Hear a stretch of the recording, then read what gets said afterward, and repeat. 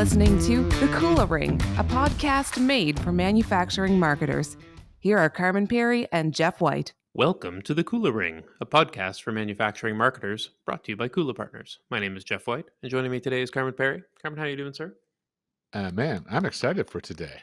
Yeah, it's not often that we get to talk to somebody as experienced in this realm around the ABX and ABM side of things, and really advanced in how they're thinking about their customer's journey. Like, it just doesn't happen that much. Yeah, I think that's fair to say. And and there's, it's damn cliche at this point for people to talk about. Oh well, so much of the journey is happening before you find out about it, or before somebody reaches out to sales. Um, and they kind of do that as a way of encouraging people to lean into more digital tools or what have you, but it kind of like it stops there, and then there's like a smaller sliver of more advanced marketers, in my view, that are looking at this more anonymous customer journey and finding ways to understand it and impact it. So I am stoked for today's guest. Yeah, no, me as well. So joining us today is Jessica Woodside. Jessica is the director of marketing for the US at Wyka. Welcome to the Kula Ring, Jessica. Thank you. Happy to be here. Yeah, Jessica, it's awesome to have you on the show. Let's learn a bit more about you and Wyka USA, if you would. Yeah. So I've been working in marketing now for around 14 years. Most of my background prior to working with Wyco was actually in B2C. I was in franchised restaurants, both on the franchisee side and the franchisor side. And at one point was participating in a mentorship program, and my mentor was maybe a bit jaded. But he said, you've got to get out of restaurants and you've got to diversify your industry experience because you'll get to the point where people think that's all you can do. And we all know that marketing is marketing is marketing, regardless of what industry you're in. But he was absolutely right that you can get pigeonholed. So I made the shift over to B2B, specifically with Wyka about 5.5 years ago. And it's been really fun marrying kind of the experiences that I had on the B2C side with learning about so many industries and products that, I mean, some I didn't even know existed before I started working at Wyka. So that's been a challenge, but in a really fun way. I must say, I think that almost every manufacturing marketer I've ever spoken to has uttered the words, there's parts of this that I didn't even know existed before I did this job. Exactly. Like, for example, I had no idea that power companies use sulfur hexafluoride as an insulator and that it needs to be monitored and dehydrated. But now I do. And we have an entire division that just provides products and services for that. So, This is why we're all so fun at parties, because we have that knowledge. yeah, everybody wants to hang out with us, right? You know, they just have no idea. They think we should want to work for Apple and Nike. No, man. Like, complex Exactly. chemicals is where it's at. I Yeah. mean, I will say, especially with all of the craziness of the last few years, it's been nice working for a company that provides something that is necessary to the infrastructure of so many industries. It definitely provides a little bit of job security. I think that's a great point, and it's, it's one thing I wish more marketers would think about, frankly, when they consider maybe B2B manufacturing versus other marketing alternatives. Is that sometimes seems to be some economic categories where it seems like you're marketing fluff a bit more, I suppose. And maybe I'm biased. Maybe a little. Maybe a little. Uh, Jessica, look, let's jump into this because I want to understand what you're doing to understand a more anonymous customer journey. I think so many marketers were experiencing that, and some haven't put words to it yet. To really think about what it means to move a target account from being genuinely unaware through to problem aware, solution aware, brand aware, etc. Uh, uh, and so I guess talk to me about that path at Wyca and kind of what you observed when first joining and what you're trying to kind of figure out. Yeah. So like I said, I joined Wyca about 5.5 years ago, and we had already been in some of our market segments moving towards a more account-based marketing and sales approach, and seeing success in those particular segments. Our mobile machine segment is a great example, where we had a very laser focused strategy. We knew what accounts we were going after. We knew what products we had for those markets. And we were seeing continuous revenue growth year over year when marketing and sales and our market segment or our strategy leader were all aligned, right? So 2019, we were already kind of, hey, this is working in some markets. We want to expand it to others. We had realized we wanted to start working with an account based marketing vendor to give us a little bit more insight into what was happening on our website. And then, of course, we all know what happened in 2020. So, prior to the pandemic, even though we were making or starting to kind of dip our toe in and make this shift to thinking a little bit more strategically about our marketing approach, we were still exhibiting at like 50 plus trade shows a year. And that was our primary method of lead generation. That was the primary method of lead generation that we were tracking. We had forms on our website, but we weren't really tracking them. We also had a lot of direct links to our info@wyca.com email on our website, which meant that once somebody clicked on that, we had no idea whether they came to us through the site or not. So we were definitely in our infancy, and COVID really threw us into the deep end. And we suddenly had a lot more time on our hands because we weren't exhibiting at 50 plus trade shows in a year. And we had to figure out how to continue to fill the funnel without that primary method, right? So we started a couple of new vendor relationships. One with Interlinks, who is I describe them as an external CRM. They give us visibility into what happens to inbound leads once we send them out to our distribution channel. Like a lot of manufacturing companies, a pretty strong percentage of our business in the US does go through our channel, right? And then we also started working with Demandbase. And the big things that they did for us, of course, were de-anonymizing traffic on our website on the account level, which obviously gave us insight into what our target accounts were doing. It also gave us insight into what accounts were interested in us that we had no idea were interested in us, which in some markets, there were a lot of really kind of cool surprises there. We started tracking all inbound leads on all of our forms on our website, where in the past we were really only tracking forms from our distributor locator. We redesigned our website, and that was just already scheduled to happen. But we went to a new content management system, and with the redesign, removed most of those direct links to our email address, forcing people to fill out forms. So we actually know where these inbound leads are coming from now, right? So took a step back, made a lot of process changes internally, including some of those, and then started looking at our strategy. And we go to market in so many different markets and I think a lot of manufacturing marketers face this, that we have different product lines that apply to this market over here, but don't apply at all to that market over there. So we aligned with our sales team and our market segment team to build out target account lists for each of our market segments. Some of them were a little more mature and knew exactly who they were looking for. Some of them are new markets to us, and we were using some of the insights from Demandbase to build up those account lists. So we went from, hey, we know we want to target like maybe these 5 accounts. And then we started learning about who was showing intent and who was showing interest in this already, and are able to build the account lists a little bit more.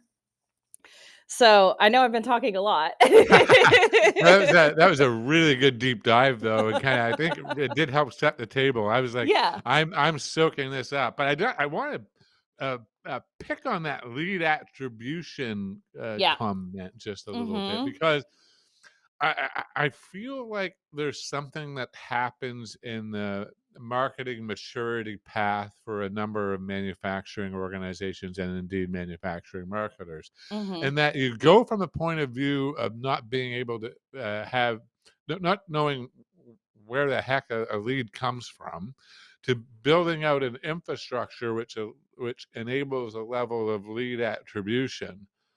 And then all of a sudden you start turning your attention higher up in the awareness funnel, Hmm. where that attribution often gets fuzzier again. Yeah.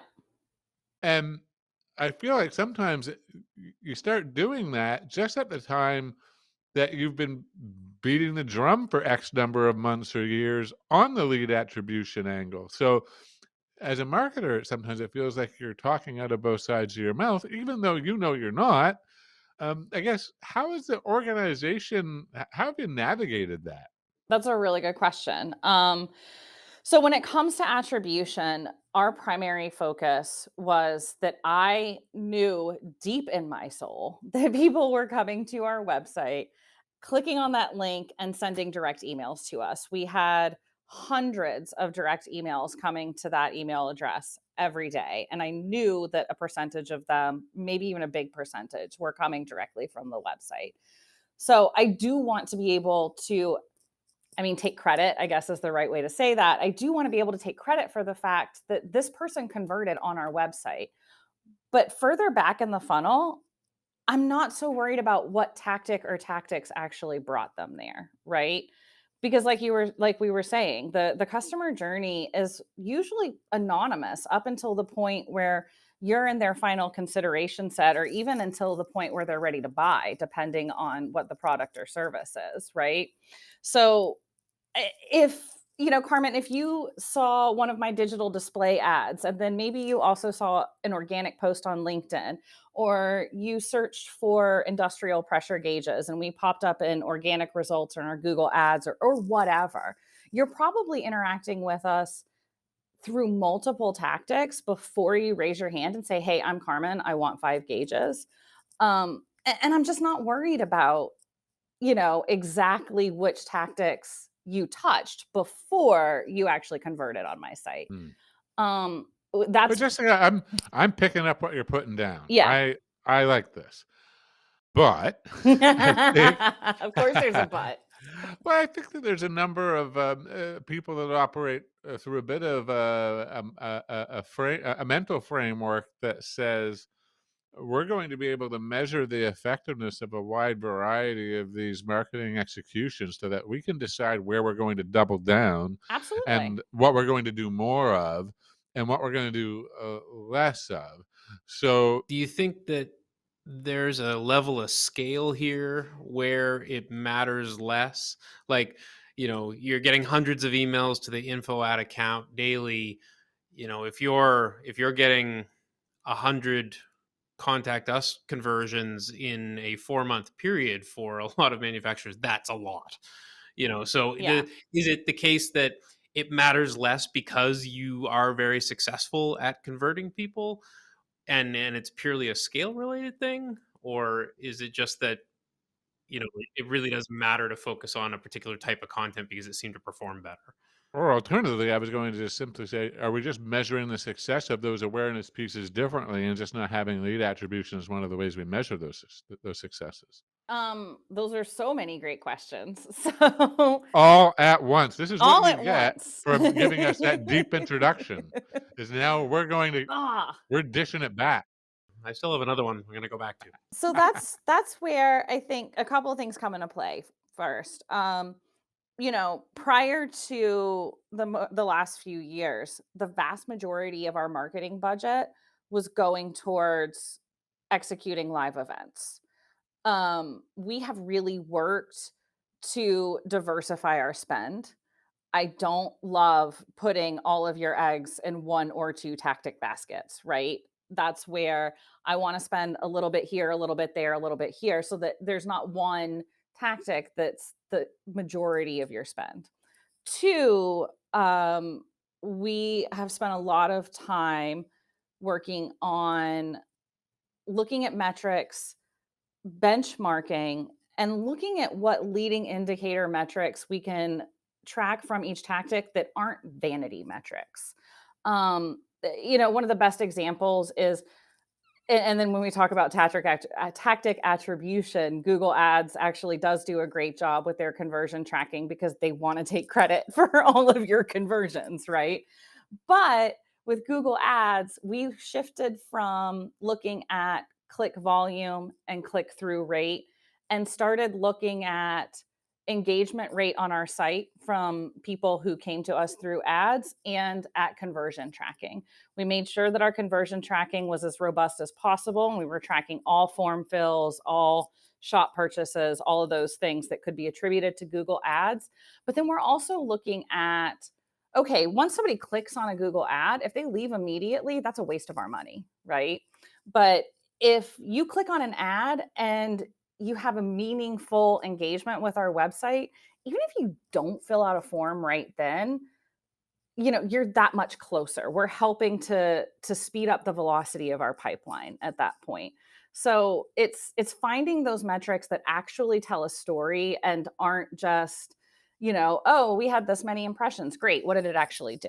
Oh, we had this many clicks, but then they all left the website. Well, then that doesn't really do anything for you, right? So it's a combination of conversion tracking where we can, and then reporting out on metrics on the leading side that actually do tell a story. Jeff, this is the part where I wait for you to ask that second question. You said, yeah. To make sure if you didn't have a follow up on that, but I do want to go back to one thing that you mentioned Yeah. as we were going through that kind of pre redesign and pre implementation of some of this technology. You talked Mhm. about how you know you never used to forward on any leads to distributors that didn't kind of come through that dealer finder. It's kind of like ignored a Not big necessarily true, but our internal process was clunky. We'll just put it right. that way. So we have cleaned up the process and made it smoother so it's easier for us to get more leads out to our channel. Right. Okay. Yeah, I think what I was interested in there is just, because this does kind of point towards where you're going now, Mhm. where you can begin to understand people who aren't necessarily at that sales ready phase, like, hey, tell me where the closest distributor is to my location, Mhm. kind of thing. Like, that is a very obvious sign of being ready to buy. Right. And if you were to forward the other things that are certainly further back, or other information you're finding out about who's visiting your website, they wouldn't know what to do with it. So it's interesting kind of how you've chosen to, how you were doing that, and then how you've kind of evolved that process as well. Yeah. And actually we're at a point now where, like I said, we spent a lot of time building foundational um target account lists with our market segment folks. We work really hard to be aligned with our strategy leaders on the market segment side and with our sales leadership, because if you're not aligned with sales, what good is what you're doing actually going to come to, right? Like if everybody's not rowing in the same direction, how is that really going to help you? But one of the things that we're looking at now and that demand base also enables us to do, which I really should be on their payroll, I feel like at this point, is they give us the ability to build out digital display campaigns based on journey stage. So that's our next evolution, is that we're looking at journey stages and we're saying, okay, these accounts that aren't aware of us at all, let's just deliver them some of our thought leadership content. We have a huge content library. If you've checked out our site, it's a giant website. We've got something like between 400 and 500 blog posts that, you know, pretty much all of them are still relevant. So, like, let's deliver them some thought leadership content and establish ourselves as thought leaders when it comes to how do you choose a pressure gauge, or how do you do this, or how do you do that.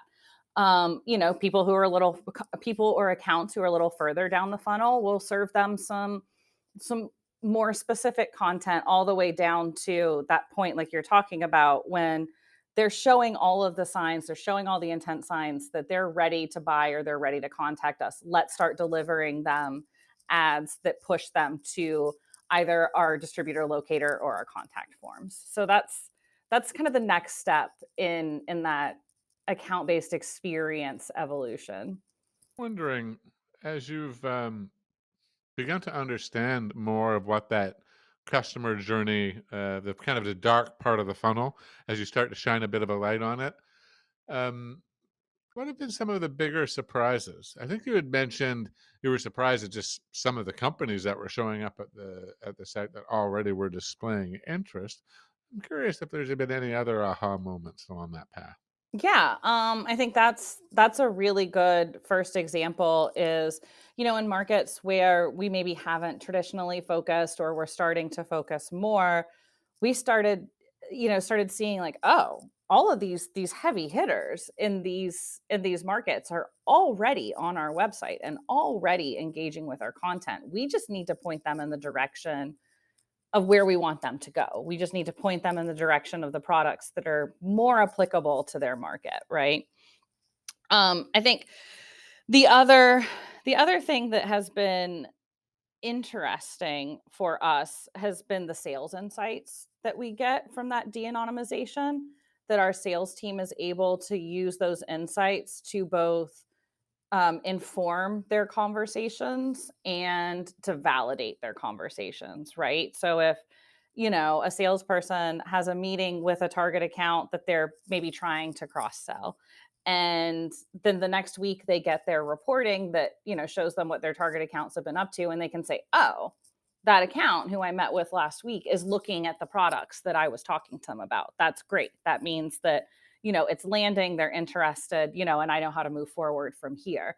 Where in the past, yeah, you'd have a great conversation, but you really have no idea afterwards whether that actually landed, or at least not immediately afterwards. Yeah, that makes sense to me. Yeah.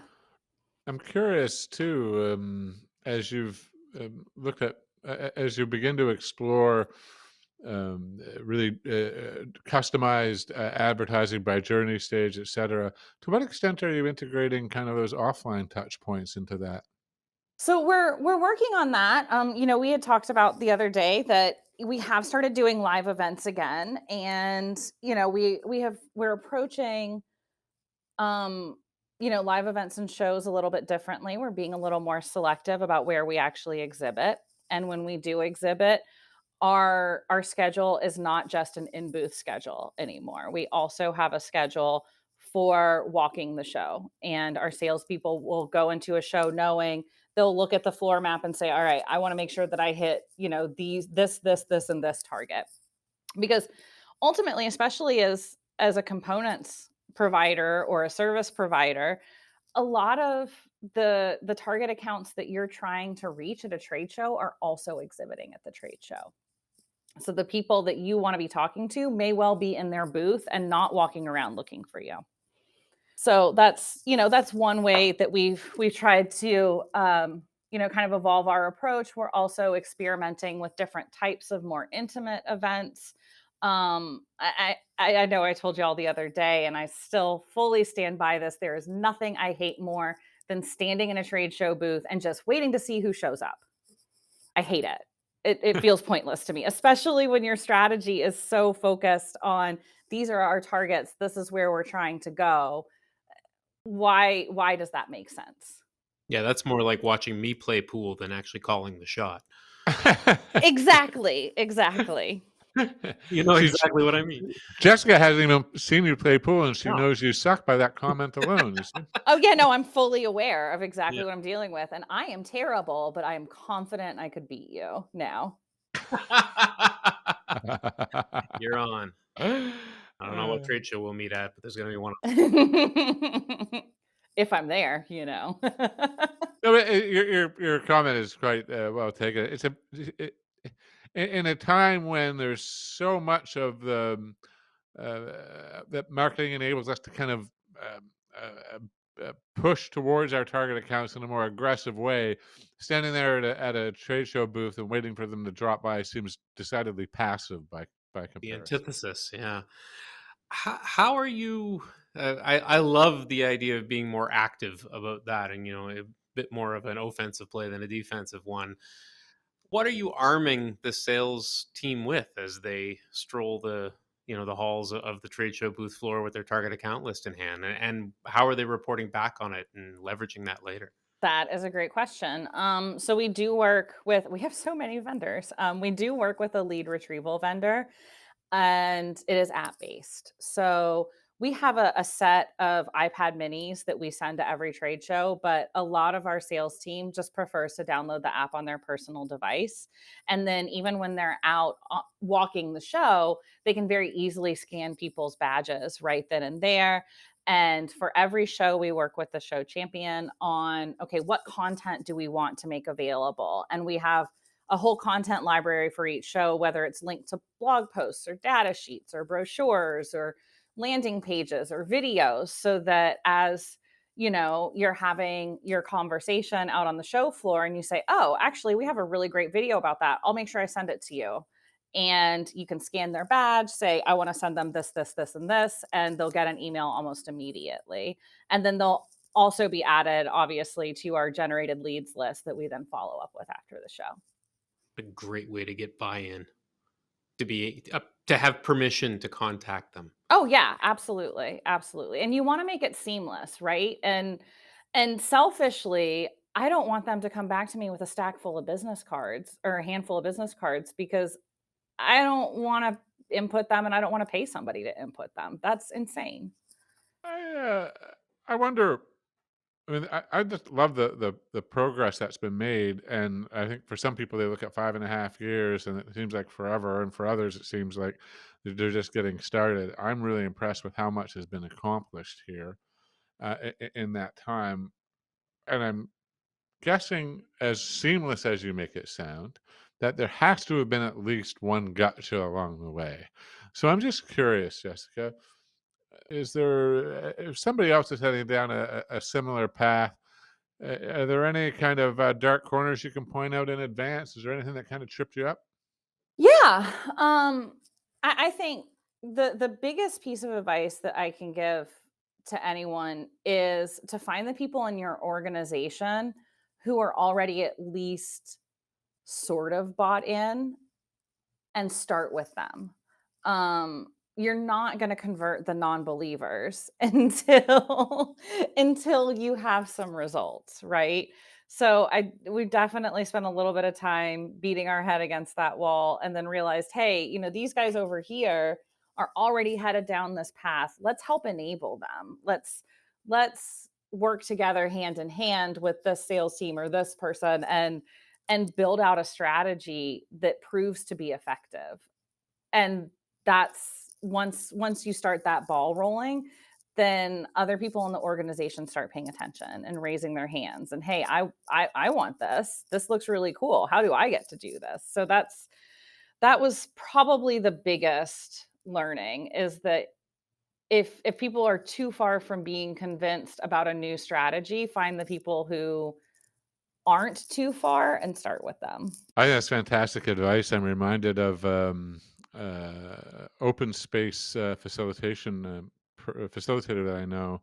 And to call him just an open space facilitator is kind of, I think, not giving the devil their due. But one of the great pieces of advice he always talks about is the power of living a life of invitation.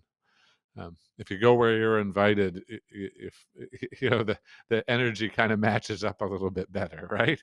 And I've never really quite thought about it in that way applied to navigating the corporate world until you just said that. Yeah, exactly. I mean, it's similar philosophy, right? Like find the places where that you can get some quick successes, and then make sure that you are shouting about those successes from the rooftops, and other people will become interested. Jessica, I think it's been awesome to have you on the show. Thank you so much for sharing your journey with us thus far. It's been fantastic. Oh, thank you. I appreciate it. Really enjoyed having you on. Thanks. Thanks for listening to The Kula Ring with Carmen Perry and Jeff White. Don't miss a single manufacturing marketing insight. Subscribe now at KulaPartners.com/The Kula Ring. That's KULAPartners.com/The Kula Ring.